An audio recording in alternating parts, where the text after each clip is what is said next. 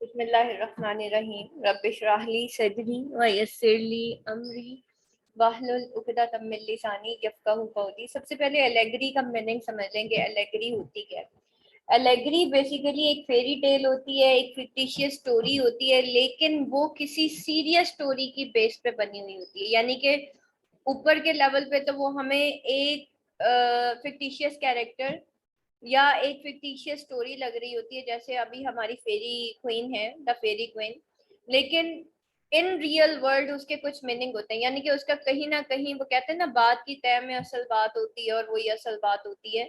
तो उसकी जो तय में जो एक स्टोरी चल रही होती है, जिसको वो सिंबलाइज कर रही होती है, या जिन वो फिक्टिशियस कैरेक्टर्स कुछ जिंदगी के रियल कैरेक्टर्स को शो कर रहे होते हैं, इसी तरह उस कहानी के अंदर कुछ फिक्टिशियस इवेंट्स होते हैं जो किसी ना किसी रियल इवेंट को शो कर रहे होते हैं। तो बेसिकली एलेगोरिकली अगर हम किसी भी स्टोरी को जब हम पोर्ट्रे करते हैं या कोई शायर पोर्ट्रेयल करता है, तो एक्चुअली वो सिंबलाइज कर रही होती है किसी रियल कैरेक्टर को, किसी रियल इवेंट को, किसी रियल स्टोरी को, किसी रियल बैकग्राउंड को, या फिर रियल सिचुएशन को।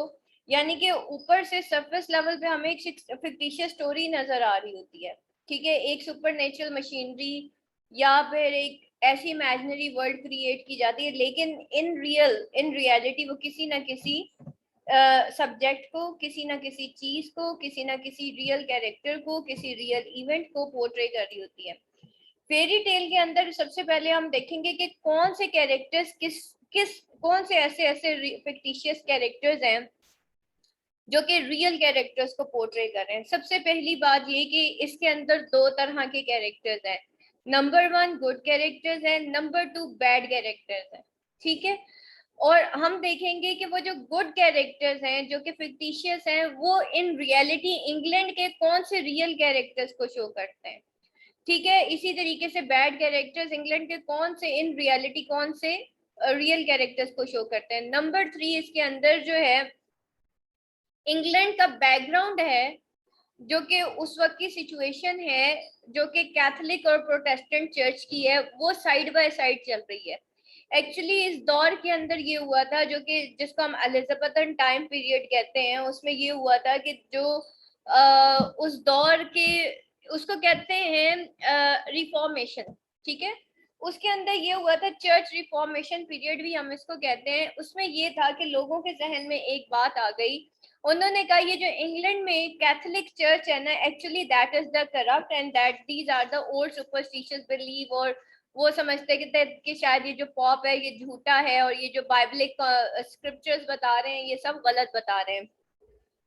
तो फिर चर्च की रिफॉर्मेशन हुई, और उसके उसके जवाब में एक तहरीक उठी जिसको हम कहते हैं एंजेलिकनिज्म या फिर प्रोटेस्टेंटिज्म, ठीक है। अब इस पूरी फेरी क्वीन के अंदर जो है एडमंड स्पेंसर ने डिफेंड किया है इसको, प्रोटेस्टेंटिज्म को, एंजेलिकनिज्म को, ठीक है, जो कि एक्चुअली रिफॉर्मेशन थी in the religion, in the Catholic religion, ठीक है। तो उसके जवाब में जो हमारे सामने तबकात आए, जो फिरके आए, वो प्रोटेस्टेंटिज्म है और एंजेलिकनिज्म है। इसके अलावा और भी बहुत सारे हैं, जिसमें मेथोडिस्ट भी थे और भी बहुत सारे।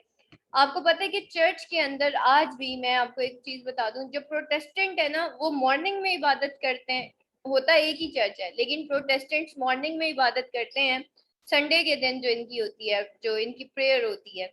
और जो कैथोलिक्स हैं वो इवनिंग में इबादत करते हैं, ठीक है। तो ये है सारा, यानी कि जो मॉर्निंग वाले प्रोटेस्टेंट्स हैं उनका पॉप सेपरेट होता है, और जो इवनिंग वाले जो क्रिश्चियंस होते हैं उनका जो पॉप होता है वो सेपरेट होता है, ठीक है। तो ये सारी चीजें यहाँ पे दिखाई गई हैं। तो यहाँ पे नंबर वन सारे कैरेक्टर।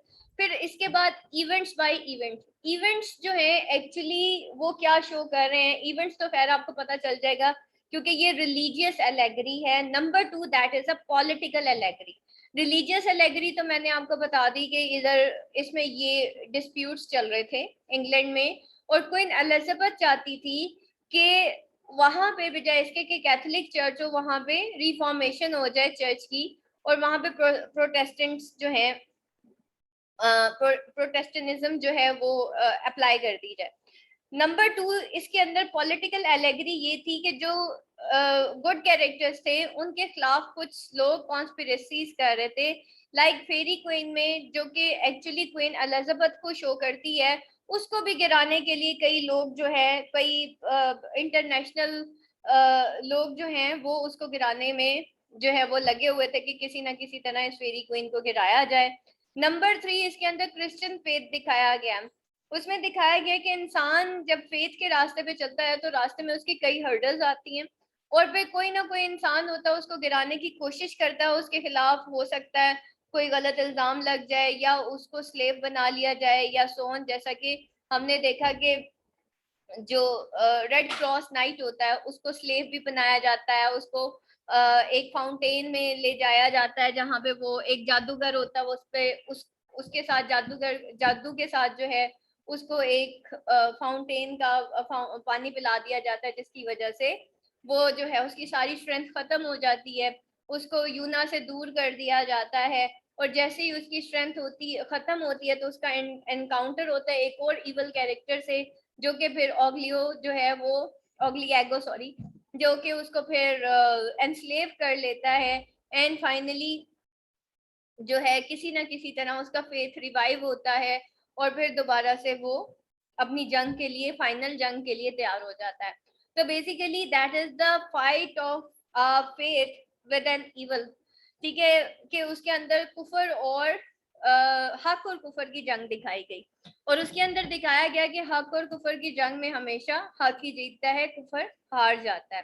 तो कहीं ना कहीं इंसान अगर गलती करता है तो, या फिर कहीं दगा खा जाता है तो उसका फेथ एक ऐसी चीज होती है, अगर उसकी स्ट्रेंथ चली भी जाए तो फेथ एक ऐसी चीज है जो दोबारा से उसकी स्ट्रेंथ जो है उसको रिवाइव करता है, और इंसान जो है दोबारा से अपनी जिंदगी में फाइट करने के काबिल हो जाता है।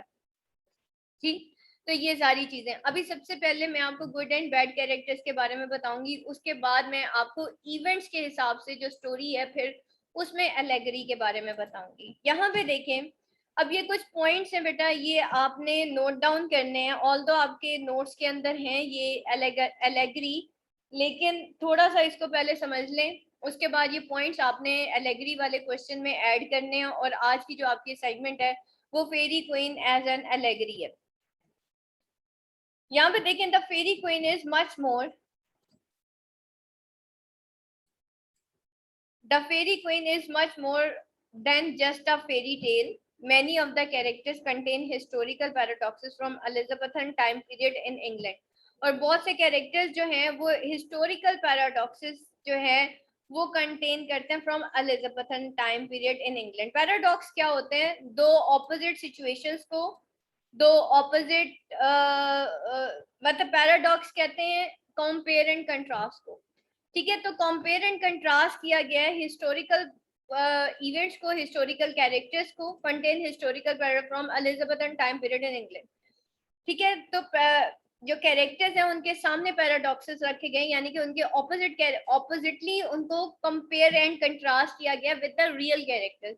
तो paradox mean the compare in contrast of anything. अब वो इवेंट्स भी हो सकते हैं, वो कैरेक्टर्स भी हो सकते हैं, वो कुछ भी हो सकता है।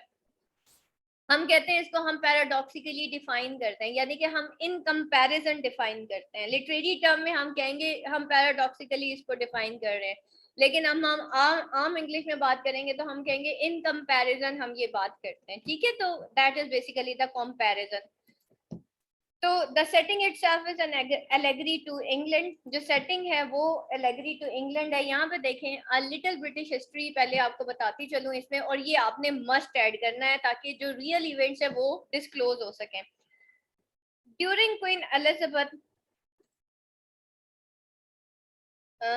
Elizabeth reign, England was going through Catholic Reformation, which is also known as English Reformation. ठीक है, अभी मैंने आपको ये बात बताई थी कि क्वीन एलिजाबेथ के राइन में इंग्लैंड जो है वो एक कैथोलिक रिफॉर्मेशन से गुजर रहा था, यानी कि इंग्लैंड रिफॉर्म हो रहा था, जिसको हम क्या कहते हैं, एज द इंग्लिश रिफॉर्मेशन, जिसको हम इंग्लिश रिफॉर्मेशन भी कहते हैं।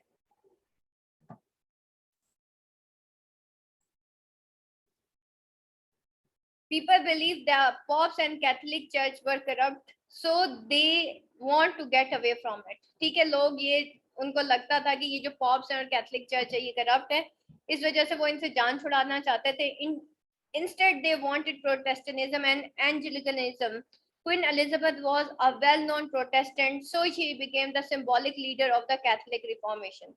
ठीक है, क्योंकि वो खुद प्रोटेस्टेंट थी इसलिए वो एक सिंबॉलिक लीडर बनी एक कैथोलिक रिफॉर्मेशन की। उसके बाद हम इसके अंदर देखते हैं कि गुड वर्सेस इवल इसके अंदर क्या है। Edmund Spenser was very anti Catholicism. In the story, the good character represents true religion, which he thought was Protestantism and Anglicanism. उसके हिसाब से जो true religion था वो actually Protestantism और Anglicanism था। The villains represent Roman Catholic Church और villains जो है actually वो Roman Catholic Church को show करते हैं। अभी हम पीछे एक word use किया था हमने paradoxically। अब यहाँ पे देखिए हम ये भी कह सकते हैं paradoxically villains represent the Roman Catholic Church। दो इक्वल एंड ऑपोजिट कैरेक्टर्स आपके सामने शो कर दिए गए। ठीक है, in the story the good character represent true religion which he thought was the Protestantism and Anglicanism. ठीक है, तो इसको हम कहते हैं कि कंपेयर किया जाता है कैरेक्टर्स को। इसमें गुड गाइस देख लीजिए, सबसे पहले ग्लोरियाना है द फेरी क्वीन। वो पैराडॉक्स है किसका? पैराडॉक्सिकली उसको कंपेयर एंड कंट्रास्ट किया गया है या वो सिंबलाइज करती है। देखिए कोई क्वेश्चन आता है आपको आ जाए जी पैराडॉक्सिकली डिफाइन करें जी ये आप फेरी क्वीन, या फिर आप इसको मेटाफोरिकली डिफाइन करें। एक मैंने क्वेश्चन पढ़ा आपके यूनिवर्सिटी ऑफ सरगोधा के पास पेपर में मेटाफोरिकली, ठीक है, पैराडॉक्सिकली, मेटाफोरिकली एंड एलेगोरिकली, थेमेटिकली। ठीक है, अब इन सारे टर्म्स को सबसे पहले आप समझ लिया करें कि ये है क्या। अगर तो मेटाफर है, मेटाफर भी एक सिंबॉलिक टर्म है। ठीक है, दो ऑपोजिट एंड इक्वल। देखिए सिमिली ये होता है एज वाइट एज डब। ठीक है, लेकिन पैराडॉक्स जब हम मेटाफोरिकली, अब देखिए ये मेटाफर भी है। कैसे मेटाफर? ऐसे है कि जनाब अगर किसी दो ऑपोजिट ऑब्जेक्ट्स को इक्वल ट्रेट्स दे दिए जाएं, दो ऑपोजिट ऑब्जेक्ट्स को इक्वल ट्रेट्स दे दिए जाएं तो हम कहते हैं दैट इज द मेटाफर। ठीक है, यानी कि चांद जमीन पे उतर आया, खूबसूरत लड़की को हम कह रहे हैं जी चांद जमीन पे उतर आया, हमने उसको मेटाफर बना दिया, हमने उसको चांद कह दिया। ठीक है, तो यहाँ पे ग्लोरियाना द फेरी क्वीन, आप ये कह सकते हैं Gloriana the Faerie queen is metaphorically representing for Queen Elizabeth. ठीक है, क्यों? क्योंकि जो ट्रेड्स फेरी क्वीन के थे वो क्वीन एलिजाबेथ भी थे, या हम ये कह सकते हैं Gloriana the Faerie queen is metaphor of Queen Elizabeth. ठीक है, तो अगर हम सिंबॉलिकल टर्म्स में लेंगे तो हम कहेंगे Gloriana the Faerie queen is मतलब is the symbol is symbolically representing the Queen Elizabeth. इसी तरीके से हम allegorically we have seen that in the superficial story there is a character named the Gloriana the fairy queen, but in fact in the real life it was the fairy queen, it was a Queen Elizabeth। ठीक है, तो आपने उसकी definition के हिसाब से sentence structure change कर देना। ठीक है, उसको रट्टा नहीं लगाना। आप समझे इस चीज को कि मैं इसको एलेगोरिकली डिफाइन कर रही हूँ। सिमिली तो है ना एज वाइट एज डव, कि वो इतनी वाइट है जैसे कि एक डव होती है, तो सिमिली में एज और लाइक यूज होता है, ये उसका एक टर्म होता है। लेकिन मेटाफर में, सिंबल में, एलेगरी में ऐसा कुछ नहीं होता, उसमें हमेशा कंपैरिजन होता है। ठीक है, सिंबॉलिक टर्म भी सिंबलाइज कर रहा होता है वो किसी ना किसी इवेंट को, किसी ना किसी थीम को, किसी ना किसी रियल कैरेक्टर को। अगर तो वो टू फेशियल साइड मीनिंग्स आ रहे हैं इट मींस के that is an allegory. Allegory is also a symbolically representation of a real event, वो भी सिंबॉलिकली रिप्रेजेंटेशन ही है। ठीक है, तो ये आपने टर्म्स जो हैं ड्यूरिंग एग्जाम्स वो याद रखने हैं कि इनको किस तरीके से किया जाता है। फिर उसके बाद the red cross night represent an individual Christian on their search for holiness. अब ये जो रेड क्रॉस नाइट है वो रिप्रेजेंट करता है एक इंडिविजुअल क्रिश्चियन जो कि सर्च करता है फॉर होलीनेस। ठीक है, यानी कि वो हक की तलाश में निकलता है। Una means truth, must have true faith to be holy. और उसके अंदर भी अब यहाँ पे जो मेन कैरेक्टर्स हैं जो हमने गुड कैरेक्टर्स देखिए वो कौन कौन से थे, वो दो कैरेक्टर्स थे, एक तो रेड क्रॉस था और दूसरा यूना थे, और दोनों मिलके एक होलीनेस की तलाश में निकलते हैं। बैड गाइज यहाँ पे देखें, सबसे पहले arc MeeGo means arc image, ठीक है, जो जादूगर था। The Protestant accused Catholics of idolatry because of their extensive use of images, ठीक है। अब क्यों आर्क इमेज जो, ये आर्क इमेज हो या आर्क आर्कामेगो जो है, या इसको आर्क इमेज भी हम कह सकते हैं, मींस आर्क इमेज, ठीक है। द प्रोटेस्टेंट्स जो हैं उन्होंने एक्यूज किया था कैथलिक को कि वो क्या ऑफ इडोलेट्री, क्योंकि वो एक्सटेंसिव यूज ऑफ इमेजेस करते हैं, ठीक है। ड्यूजा रिप्रेजेंट कैथलिक चर्च, ड्यूजा जो है वो रिप्रेजेंट करती है कैथलिक चर्च को, क्योंकि she is deceiving and she is describing described as wearing elaborate gold and purple clothes, showing the greedy wealth and arrogant pomp of Rome. Form of Rome. अब यहाँ पे देखिए ड्यूजा जो है वो क्या रिप्रेजेंट करती है, वो कैथलिक चर्च को करती है, क्योंकि वो वो उसकी एक डिसीविंग एटीट्यूड देखा गया यहाँ पे, वो धोखा देती है, उसको फंसाती है रेड रेड क्रॉस नाइट को, और वो जो है उसको डिस्क्राइब किया, she is described as wearing elaborate gold, यानी कि गोल्ड एक्चुअली ग्रीड को शो कर रहा है कि वो गोल्ड के पीछे भागती थी। और फिर पर्पल क्लॉथेस, ये भी ग्रीड को शो करता है, showing the greedy wealth and arrogant. Purple clothing जो है एरोगेंट पॉम्प ऑफ रोम, यानी कि पॉम्प ऑफ रोम को, उनकी शोई नेचर को शो करता था। Error, her vomit full of books and paper walls.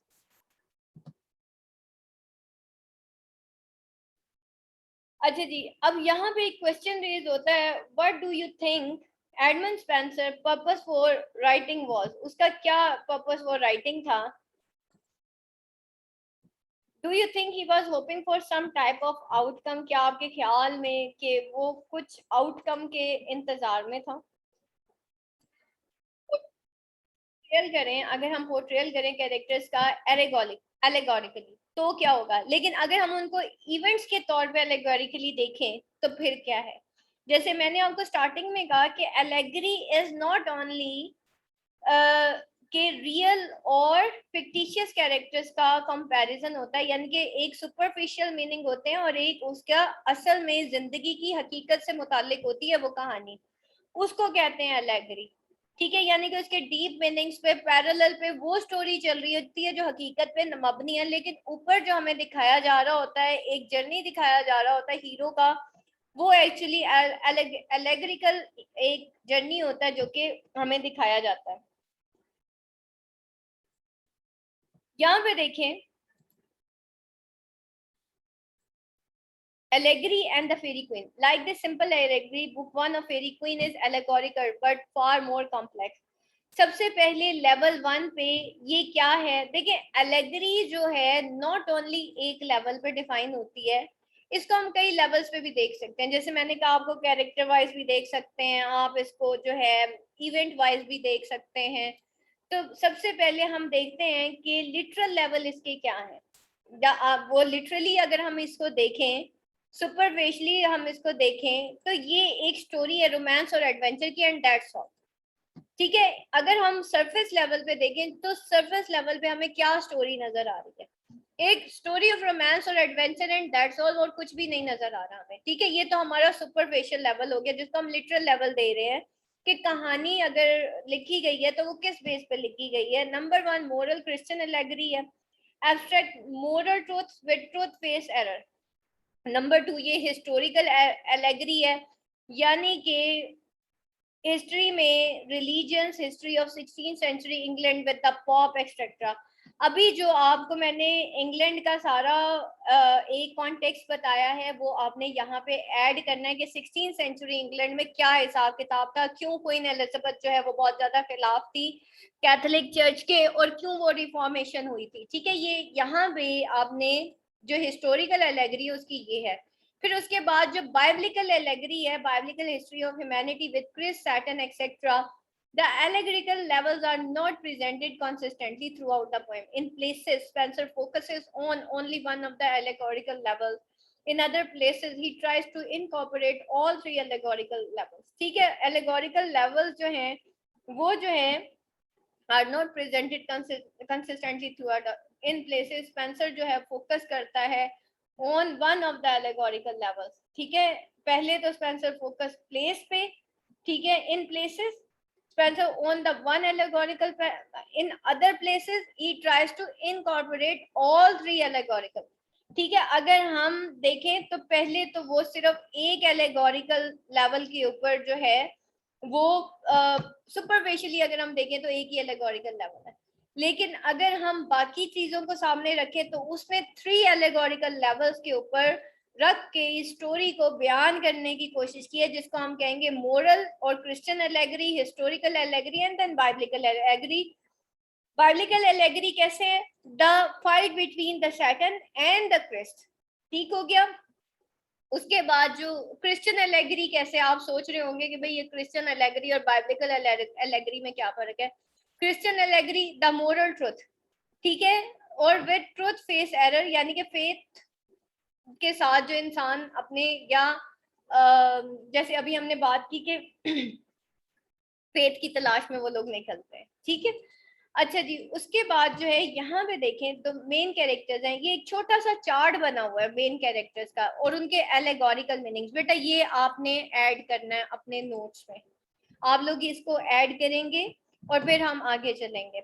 यहाँ पे देखें मेन कैरेक्टर्स जो हैं वो क्या हैं. The main characters and allegorical meaning. The characters, creatures and action in book 1 of the Faerie Queene have allegorical significance. The table below should help you keep track of the significance of 3 important characters on 2 allegorical level. ठीक है, अब यहाँ पे देखिए main characters और allegorical meaning क्या है कि कैरेक्टर्स, क्रिएचर्स और एक्शन. एक्शन बेसिकली इवेंट्स भी हैं book in book 1 of the Faerie Queene. उनकी एलेगोरिकल सिग्निफिकेंस है, एलेगोरिकल इंपॉर्टेंस है. The table below should help you keep track of significance of 3 important characters. यहाँ पे इन 3 इंपॉर्टेंट कैरेक्टर्स की हम सिग्निफिकेंस को देखेंगे. The table as you read you are reading book 1 of the fairy queen, keep the allegorical levels in mind and see if you can find and explain passages that are specially important in terms of their allegorical terms. सबसे पहले levels देख लेते हैं, literal, moral, Christian और historical. ठीक है, अब इन 3 levels पे आपने define करना है स्टोरी को. उसके बाद कैरेक्टर्स कौन से लिटरल लेवल पे हमारे पास रेड क्रॉस था, नाइट, रेड क्रॉस नाइट यूना थी और आर्क इमेजो था.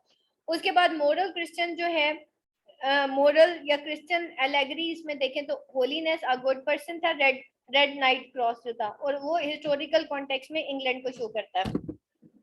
यूना जो है वो ट्रुथ को शो करती है, वन ट्रुथ ट्रू फेथ को. आर्क माइगो हिपोक्रेसी और पॉप को शो करता है. नेक्स्ट इस पे चलते हैं, the moral allegory in Spenser the Faerie Queene. ठीक है, सबसे पहले अब हम मोरल एलेगरी देख लेते हैं इसके अंदर क्या है. The stages of Red cross knight journey in book 1 of Spenser the Faerie Queene allegorically reflect the stages that any of us might encounter as we take our moral journey. ठीक है, stages of Red cross knight जो है in book 1 of Spenser's Faerie Queene allegorically वो reflect करता है stages को that any of अस जो कि हम में से कोई भी एक जो है एनकाउंटर करता है as we take our moral journey throughout life. जैसे ही हम अपना मोरल जर्नी जो है थ्रू आउट लाइफ जो है वो शुरू करते हैं. At the left below are summaries of a few events in Red cross knight. अब यहाँ पे देखें रेड क्रॉस नाइट जो है जिस लिटरल जर्नी से वो गुजरता है. Red cross knight yet untested begins his journey with Una and dwarf as companion. Seeking shelter from a storm, Red Cross Knight wanders into the den of monster around. Red Cross Knight battles around and with help from Yuna he defeated the monster and continues on his journey. ठीक है, वहाँ पे कहीं उसका encounter होता है monster के साथ और वो उसको हरा देता है. Red Cross Knight is deceived by Archimejo into thinking that Yuna is loose women. ठीक है, फिर वो जो है Archimejo उसको एक गुमान में, एक शक में मुब्तला कर देता अपने इमेज के थ्रू, अपने मैजिक के थ्रू. सो रेड क्रॉस नाइट अबंडेंस यूना, ताकि रेड क्रॉस नाइट जो है यूना को छोड़ रहा है, यानी कि हर इवल कोशिश करता है कि इसकी और यूना के दरमियान सेपरेशन करा दी जाए. And guided by his will and grief and continues his journey alone. और जो है उसको guided by his will and grief, और वो फिर जो है अबंडन कर दे यूना को और अपने विल और ग्रीफ के थ्रू उसको गाइड किया जाए कंटिन्यूस, ताकि वो अपना जर्नी अलोन जो है वो कंटिन्यू करे, क्योंकि उनको पता था कि यूना उसकी स्ट्रेंथ है। Without Una red cross and counters, अब इसके अंदर देखें आप एक बाइबलिकल एक वो भी आ रही है एलेगरी। क्या?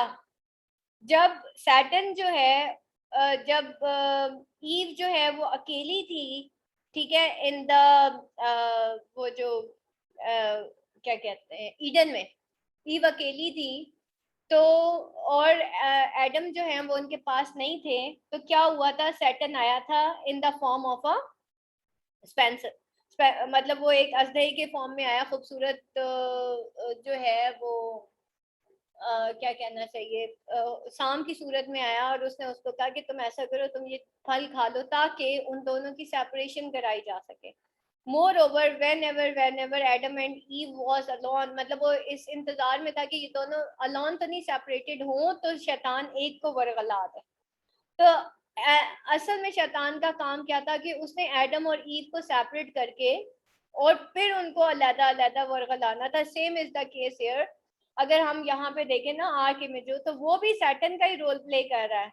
एडम और ईव को सेपरेट करने के साथ साथ वो ये कोशिश कर रहा है, या उन दोनों में फिर बाद में फसाद हो गया था, और एडम ने काफी कुछ फिर ईव को कहा कि भाई आपने जो है वो ऐसे क्यों किया, और आपने ये जन्नत का फल क्यों खाया।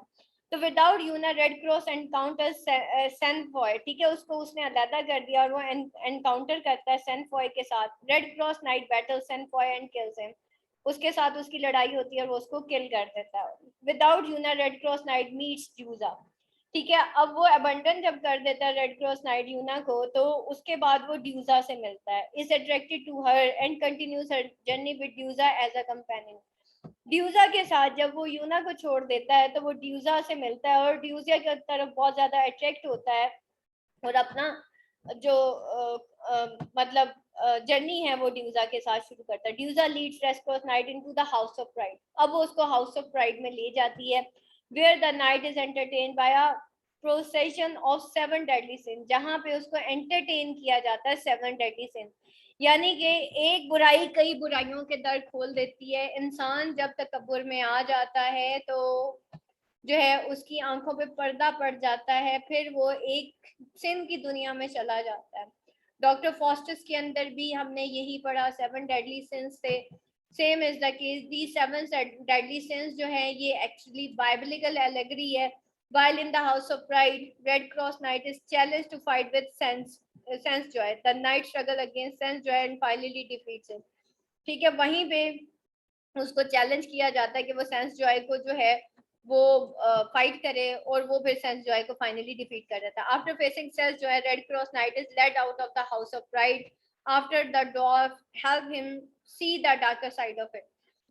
जब वो सेंस जॉय को फेस करता है, तो रेड क्रॉस नाइट को किसी ना किसी तरह वो जो ड्रॉफ होते हैं वो हेल्प करते हैं। एलेगोरिकली अगर हम देखें तो जो एंजल्स होते हैं, अगर बाइबलिकल कॉन्टेक्स्ट में हम देखें तो एंजल को रिप्रेजेंट कर रहे हैं ये जो डॉग्स हैं, ठीक है, और एंजल्स, गुड एंजल जो है वो इंसान को बताता है कि भाई तुम्हारी ये बैड एंड गुड साइड है, सो कम आउट फ्रॉम इट, और उसको एहसास दिलाता है कि उसको इस हाउस ऑफ प्राइड से निकलना चाहिए। Wandering along still without Yuna, Red Cross Knight is once again found by Duza, and he welcomes here. After drinking from a magic fountain that saps his strength, and after taking off his armor, Red Cross Knight becomes armorous with Duza. In an amorous encounter with Duza, with his armor off and weakened by the magic fountain, Red Cross Knight is attacked by the giant Orgoglio, who conquers the knight and imprison him in dungeon. अच्छा जी, अब क्या होता है जब वो अकेला होता है, still without Una, red cross knight again जो है वो ड्यूजा उसको मिलती है, और ही वेलकम्स हियर, और उसको वहां पे वेलकम किया जाता है। After drinking from a magic fountain that saps his strength, अब क्या होता है कि वहां पे वो एक मैजिक फाउंटेन से ड्रिंक करता है जो कि उसकी स्ट्रेंथ को खत्म कर देती है, और after taking off his armour, red knight cross become amorous with Duessa. और फिर जब उसके जो है आर्मर जो है वो उससे ले लिए जाते हैं, तो रेड क्रॉस नाइट जो है वो becomes amorous with Duessa in an amorous encounter with Duessa with his armour off and weakened by magic fountain. अब जो है ये जो एमोरस एनकाउंटर होता है ड्यूजा के साथ, जबकि उसके तमाम हथियार उससे ले लिए जाते हैं और उसको वीकन कर दिया जाता है मैजिक फाउंटेन के साथ, तो red cross night is attacked by giant और गॉगलियो। जाइंट और गॉगलियो उसको जो है अटैक करता है और जो कि कनकर कर देता है नाइट, और उसको प्रिजन कर देता है इन अ डंजन, उसको प्रिजन कर दिया जाता है। यहाँ पे देखें, अब ये तो थी उसकी एलेगोरिकल लेवल यानी कि लिटरल लेवल के ऊपर सारी कहानी अब हमने पढ़ी। अब देखते हैं कि the Faerie Queene Spenser is masterpiece. The poem is devoted to the greatness of the glory of England, her kings or queens. अब real story में देखते हैं क्या। The poem is complex and allegorical, which have discouraged the readers in turning to it. He wrote a vast allegory in order to fashion a gentleman of a noble person in virtuous and gentle discipline. ये तो आपको बता ही दिया था, ये तो quote है एक basically कि he wrote a vast allegory in order to fashion a gentleman. उसने gentleman दिखाया, एक noble person in virtuous और gentle discipline. First book में the allegory continues and the moral is prominent. Spencer does not shine as allegory. There is no simple restrained line of great allegories. There is no central idea, the ardent passion, or the unity of design required for a powerful and effective allegory. There is complication instead of unity. His characters are both moral and historical personages. His King Arthur in love with Fairy Queen is magnificent, the supreme virtue that includes all the other. He is also a symbol of divine grace. The allegorical story is thus being moral and political. The adventures of the Red Cross Knight represent the alternate offered by Fraud. फिर allegorical interpretation of arc imago. ठीक है, Spencer used the character of arc imago as an allegorical representation on a moral and religious level. अभी हमने कहा ना कि तीन जो कैरेक्टर्स हैं वो मेन है, एक तो obviously the knight, number 2 the Yuna, and after that Archimedes. ठीक है, ये तीन मेन जो एलेगोरिकल कैरेक्टर्स है, वैसे तो सारे ही थे एलेगोरिकल, और यहाँ पे वो उसकी एलेगोरिकली उसको देखिए यहाँ पे लिखा ना as an allegorical representation on a moral and religious level as well as a political level. ठीक है, अब ये क्या है, हम क्या कहते हैं, अगर हम सिंबॉलिक टर्म्स में हमें पूछेंगे तो हम कहेंगे कि वो जी सिंबलाइज कर रहा है, आर्क इमेज जो है वो सिंबलाइज कर रहा है इन चीजों को। अगर वो हमसे एलेगरिकली पूछेंगे, हम कहेंगे एलेगरिकली रिप्रेजेंट कर रहा है या एलेगरिकल रिप्रेजेंटेशन है। ठीक है, तो इस तरीके से हम सेंटेंस स्ट्रक्चर थोड़ा सा चेंज करके उसके मीनिंग्स को सामने रख के उसको लेके आते हैं। स्पेंसर यूजेस आर्क इमेजो allegory to transition from aroused then to night's direct encounter with a false witchcraft as a literal means to separating Red Cross from Yuna. और ये जो है आर्क में जो क्या है, ये ट्रांजिशन है। ट्रांजिशन कहते हैं एक फॉर्म से दूसरी फॉर्म में कन्वर्ट हो जाना, from aroused end to the knight's direct encounter with falsehood witchcraft. ठीक है, ये ट्रांजिशन है from aroused end to knights, direct encounter है किसके साथ, फॉल्सहुड विचक्राफ्ट के साथ, as a literal means of separating red cross Una. ठीक है, रेड क्रॉस और यूना को सेपरेट करने के लिए जो यूज किया गया। Arc image proposes Image's purpose is to separate Red Cross from truth so that he might begin the gradual process by which a man who has allowed his reason to obscure by passion falls deeper and deeper into the sin. और यहाँ पे अगर हम arc इमेजो को देखें तो उसका main purpose यही था कि रेड क्रॉस को ट्रुथ से, एक्चुअली यूना ट्रुथ को शो कर रही थी ना, और वो इंसान जब सच्चाई के रास्ते से हट जाता है तो फिर क्या होता है, ठीक है, शैतान का बार आसान हो जाता है ना। So that he might begin the gradual process by which a man who has allowed his reason to obscure by passion falls deeper and deeper into the sin. एक दफा इंसान सच से निकल गया, हकीकत से निकल गया, तो बस फिर वो पैशन और इन सारी चीजों का गुलाम हो जाता है, सिन का गुलाम हो जाता है। The first allegorical level that is made apparent is the moral allegory. Allegory, arc imago is meant to represent hypocrisy as well as witchcraft and illusions. He uses magic to disguise himself as a religious and morally sound man so that he can deceive Red Cross and Yuna into trusting him. Arc imago actions epitomize hypocrisy because arc imago is acting as though he is protecting Red Cross when in actuality he has created a false reality in order to bring about the downfall of Red Cross. ठीक है, उसने Red Cross को गिराने के लिए एक अपना एक false images create किया representing holiness. The second allegorical level taking place in book 1 of Fairy Queen is the religious allegory. ठीक है, अभी हमने character wise allegory पढ़ी, अब हम religious allegory के बारे में देखते हैं. Arc imago is a representation of falsehood and deceit in the Catholic Church. Arc imago division of truth from holiness symbolize the threat of the hypocrisy and plot of Roman Catholic Church against the English Church. Spencer uses arc imago and his illusions as a stumbling block in Red Cross quest for his religious identity. Likewise, Spencer uses a hermitage episode to portray the spiritual dangers and are connected to the loss of faith. Spencer is saying that when truth Una separated from holiness, यानी कि truth और holiness separate हो जाते हैं, जो कि Red Cross था. Hypocrisy arch में जो gets a chance to receive holiness steer him off his righteousness. ठीक है, समझ आ रही है ना. स्पेंसर ये कहता है कि जो ट्रूथ है जो कि यूना रिप्रेजेंट कर रही थी और होलीनेस जो कि रेड क्रॉस जो है रिप्रेजेंट करता है, तो हिपोक्रेसी अपना काम कर देती है, जो कि आर्क में जो रिप्रेजेंट कर रहा था get a chance to receive holiness steer him off his religion path. The third and final allegory that is present in book 1 of Fairy Queen is of political allegory. ठीक है, अब ये religious allegory के बाद हम political allegory देखते हैं कि इसके अंदर क्या. Spencer political allegory shows the hypocrisy and illusion used by Catholic Church to cause disorder and uncertainty. Archimedes' political allegory shows the intense historical referencing throughout the fairy tale. Archimago इमेजो की political allegory जो है वो show करती है intense historical referencing throughout the. अच्छा जी, उसके बाद है Spenser use of moral allegory देख लेते हैं जनाब.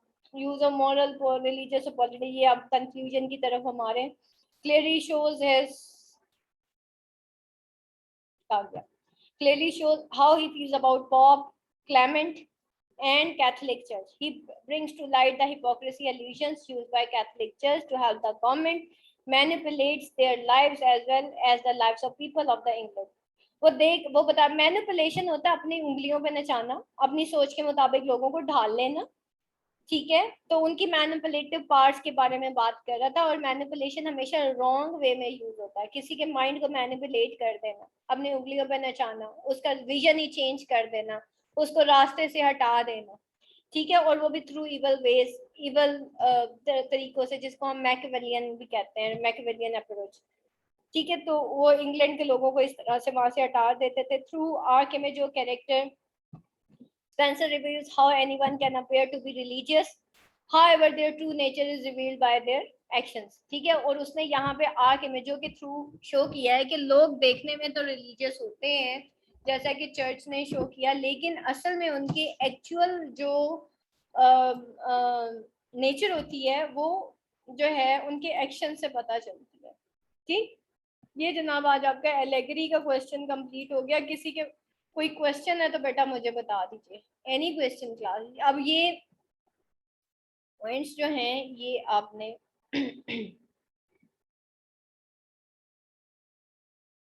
अब आपको नोट्स में तो समझ आ जाएगा. ठीक है, कॉनोटेशन का मीनिंग पता है आप लोगों को? सिंबलिज्म को कहते हैं. ठीक है, सिंबलाइज करना, कॉनोटेट करना, सिंबॉलिकल मीनिंग्स को कहते हैं. ये जो कॉनोटेशन यहाँ पे लिखा हुआ. अच्छा जी, red cross are force of evil and its system, symbol the forces of good ultimately true. ठीक है, ये सारा सिंबॉलिकली उन्होंने यहाँ पे शो किया हुआ. अब यहाँ तक बेटा किसी का कोई क्वेश्चन है तो.